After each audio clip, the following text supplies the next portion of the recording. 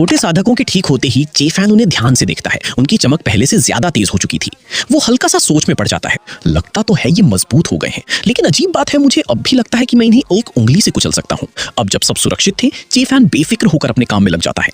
वो फिर साधना करना चाहता था, लेकिन एक पूरा चक्र रात तक खिंच जाता, इसलिए वो टाल देता है। खा बैठना उसे पसंद नहीं था, तो वो कुदाल उठाकर आंगन में जमीन खोदने लगता है। हार के साथ उसे अपने अंदर आई ताकत का एहसास होता है। प्रयास काटते ही थक जाता था और अब ये सब इतना आसान लग रहा है। थोड़ी ही देर में घर के आसपास की जमीन खोद डालता है। वो हल्की हंसी सोचता है, दूसरे लोग साधना करके दुनिया जीतने की सोचते हैं और मैं यहाँ खेती कर रहा हूँ। अगर ये बात बाहर गई तो सब मजाक उड़ाएंगे, लेकिन उसके लिए ये नहीं रखता। अगले कुछ दिनों तक वो यही करता रहता है, साधना, काम और सादगी भरी जिंदगी। धीरे धीरे उसका शरीर औंध होता जाता है, लेकिन फिर भी वो पहले स्तर को पार नहीं कर पाता। वो गहरी सांस लेकर सोचता है, शायद सब कुछ समय पर ही होगा। लेकिन एक चीज लगातार बढ़ रही थी, उसकी भूख, जो अब हर दिन पहले से ज्यादा हो रही थी। अब चेफैन समझ चुका था कि उसकी बढ़ती भूख मजाक नहीं है, उसे ज्यादा सामान की जरूरत है। वो जल्दी से एक लंबी लिस्ट बनाता है, चावल, सब्जियां, मांस, डेयरी। लेकिन फिर खुद ही सोच में पड़ जाता है, इतना सब अकेले कैसे ले जाऊंगा? लगता है अंकल से गाड़ी लेनी पड़ेगी। उधर गांव में उसके बारे में बातें चल रही थीं। लोग उसे बीमार, कमजोर और आखिरी समय में मान चुके थे। लेकिन चेफैन को इन सब बातों का कोई अंदाजा नहीं था। वो तो अपने नई जीवन में अजीब सी शांति महसूस कर रहा था। फिर अचानक एक चीख गूंजती है, बचाओ, कोई मेरी मदद करो। आवाज सुनते ही चेफैन का चेहरा बदल जाता है और वो बिना एक सेकंड गवाए आंगन की तरफ दौड़ पड़ता है। वहां पहुंचते ही वो देखता है उसके अंकल एक पलटी हुई तिपहिया गाड़ी के नीचे बुरी तरह दबे हुए हैं। सिर्फ उनका सिर ही बाहर दिख रहा था। घबराकर चिल्लाती हैं, चेफैन, जल्दी किसी को बुलाओ, मैं अकेली क्या करूं? लेकिन चेफैन बिना कुछ सोचे सीधा गाड़ी के पास जाता है और दोनों हाथों से उस भारी तिपहिया को पकड़ लेता है। कि पल वो गाड़ी को ऐसे उठाकर पलट देता है जैसे वो कोई खिलौना हो। हक्का बक्का रह जाते हैं। चेफैन, तुम तो बीमार थी ना? फैन बस हल्की मुस्कान देता है और उस पल सबको समझ आ जाता है, अब वो पहली वाला इंसान नहीं रहा। चेफैन के सामने खड़ी ये स्थिति किसी चमत्कार से कम नहीं थी। अभी अभी जिस तिपहिया गाड़ी को 3-4 लोग मिलकर भी मुश्किल से उठा पाते, उसे उसने अकेले ही पलट दिया था। उस गाड़ी और मक्के के बोझ का वजन कम से कम 400-500 किलो तो जरूर रहा होगा। फिर भी उसके लिए ये मानो कुछ भी नहीं था। चेफैन हल्का सा पीछे हटते हुए हंसकर कहता है, चाचा, अब हाथ मत उठाइए। बचपन में आपने काफी पिटाई कर दी है, अब मैं बड़ा हो गया हूँ। अगर अब मारा तो इज्जत चली जाएगी। माहौल थोड़ा हल्का होता है, लेकिन अगले ही पल चाचा का चेहरा गंभीर हो जाता है। एक बात सच सच बताओ, क्या तुम सच में कैंसर से बीमार हो? आंटी की आंखों में चिंता साफ दिख रही थी।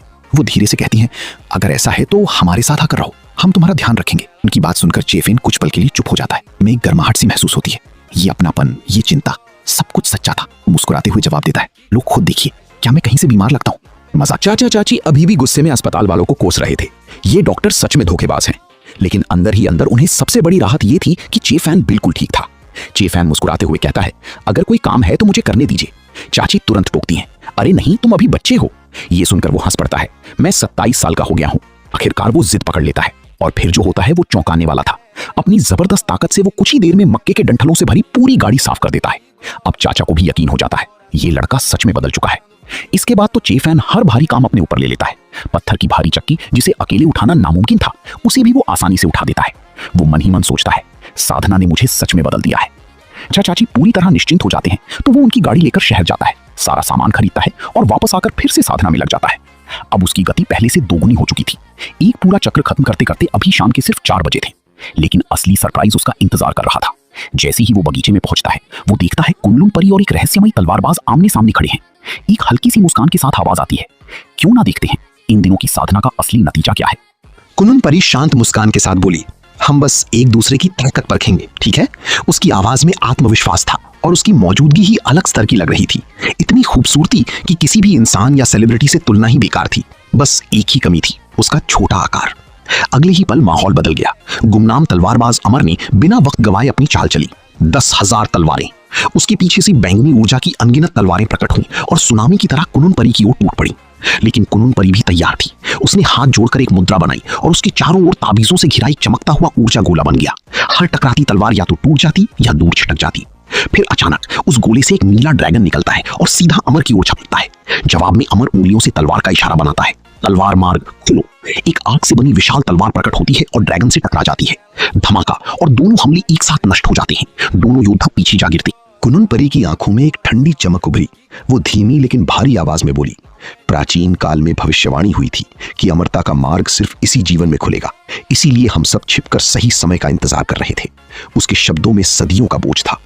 लेकिन चैन फेंग के लिए ये सब बस कहानियों जैसा था। वो सोच भी नहीं सकता था कि ये छोटे छोटे लोग हजारों सालों से जिंदा रहने और सही मौके का इंतजार करने के लिए क्या क्या कर चुके हैं। अचानक कुनलुन परी की आवाज और ठंडी हो गई। जब मैं अपने मार्ग की तलाश में थी तब एक प्राचीन सत्ता ने मुझ पर पीछे से हमला किया था। मैं लगभग मर ही गई थी। उसकी मुट्ठी कस गई। तभी मैंने कसम खाई कि एक एक करके उन सबको ढूंढूंगी। माहौल भारी हो गया। तभी गुमनाम तलवारबाज शांत स्वर में बोला, वो मैं नहीं था और मैं कभी अंदरूनी लड़ाइयों में शामिल नहीं हुआ। उसकी आवाज में सच्चाई थी, लेकिन शक अब भी हवा में तैर रहा था। बाकी संत चुप थे, लेकिन हर एक के भीतर अपना अपना अभिमान और रहस्य छिपा था। कोई भी खुद को कमजोर मानने को तैयार नहीं था। चैन फेंग ने सबको देखा और हल्की मुस्कान के साथ बोला, मुझे तुम्हारी पुरानी दुश्मनियों से कोई मतलब नहीं है।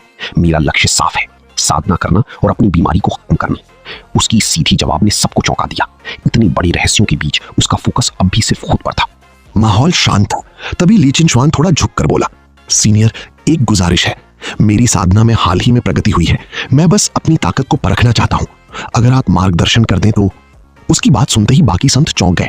ये तो सीधा सीधा चुनौती जैसा लग रहा था। चैन फेंग ने हल्की नजर उठाई। तुम मुझे चुनौती दे रहे हो? ली चिनशुआन तुरंत घबरा गया। नहीं, चुनौती नहीं, बस टेस्ट समझ लीजिए। लेकिन उसके अंदर डर साफ दिख रहा था। उसे खुद एहसास था, अगर ये सच में चैलेंज बन गया तो उसकी जान भी जा सकती है। चैन फेंग ने बिना ज्यादा सोचे कहा, ठीक है, मैं स्वीकार करता हूं। पूरी ताकत से आओ। फिर हटने का कोई रास्ता नहीं था। अगले ही पल ली चिनशुआन ने अपनी पूरी शक्ति छोड़ दी। हजारों विशाल तलवारें आसमान में प्रकट हुई, हर एक बास्केटबॉल जितनी बड़ी, और बिजली की रफ्तार से चैन फेंग की तरफ बढ़ी। पूरा मैदान कांप उठा, लेकिन चैन फेंग वहीं खड़ा रहा, कोई हिलचल नहीं। जैसे ही तलवारों का तूफान उसके पास पहुंचा, उसने बस उंगलियों से एक हल्की सी चुटकी बजाई और अगले ही पल सारी तलवारें हवा में ही बिखर गईं। सन्नाटा छा गया। ली चिनशुआन ने अपनी अंतिम चाल चला दी थी। वो प्राचीन तलवार चिन्ह जिनके बारे में कहा जाता है कि वे खुद आकाश और पृथ्वी के साथ जन्मे थे, अब उसके शरीर पर उभर चुके थे। इस अवस्था में पहुंचकर कोई भी साधक अपनी शक्ति को मूल तलवार ची में बदल सकता था। एक ऐसी ताकत जो संतों से भी ऊपर मानी जाती है। चारों तरफ खड़े संत दंग रह गए। ये सच में प्राचीन युग का नंबर 1 तलवार संत है। लेकिन अगले ही पल सब कुछ हो गया। चेन फेन ने बस अपनी उंगली से हल्की सी चुटकी ली और वो पूरी चमकती हुई तलवार ली चिनशुआन के साथ हवा में ही चकनाचूर हो गई। धड़ाम! ली चिनशुआन जमीन पर गिर पड़ा। उसकी सारी शक्ति जैसे एक पल में खत्म हो गई हो। पूरे मैदान में सन्नाटा छा गया। चेन फेन ने हल्के से भौं से कोड़कर कहा,